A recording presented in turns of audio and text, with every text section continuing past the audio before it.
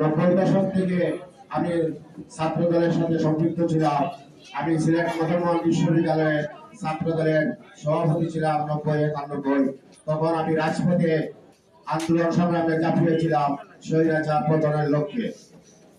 তাই আমাদের ছাত্র সংগঠনের সারা বাংলাদেশের একত্রিত হয়ে এই স্বৈরাচার আন্দোলন করে আমরা এই স্বৈরাচার এরশাদকে পতন ঘটিয়ে আমরা এখন পর্যন্ত রাজনীতি মাঠে এই 17 বছর অতীতে 17 বছর চলে গেছে। রাজপথে আন্দোলন সংগ্রামের মধ্য দিয়ে আমি 5বার জেল কেটেছি, আমি নির্যাতিত হয়েছি, আমার পরিবার নির্যাতিত হয়েছে। এগুলো আসলে সবারই জানা আছে, এগুলো বলার কিচ্ছু নেই। এখন আমি সিলেট মহানগর বিএনপির স্থানীয় সরকার বিষয়ক সম্পাদক হিসেবে বর্তমানে আছি এবং সিলেট কোতোয়ালি থানার কনভেনিং কমিটির সদস্য হিসেবে আছি, 11 নং ওয়ার্ড বিএনপির সভাপতি সিলেট হিসেবে আছি। যাই হোক, অনেক নির্যাতিত হয়েছি আমরা।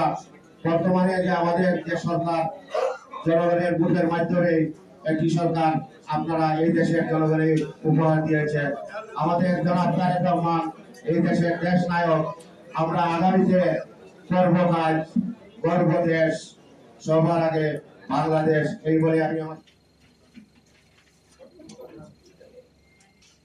ভাই আমার প্রধান অতিথি এখানে আমার বক্তব্য দেওয়ার কিছু নেই, কিন্তু করেছি এরশাদকে 9 বছর যুদ্ধ করে এবং অন্যান্য সংগঠন সেই দিন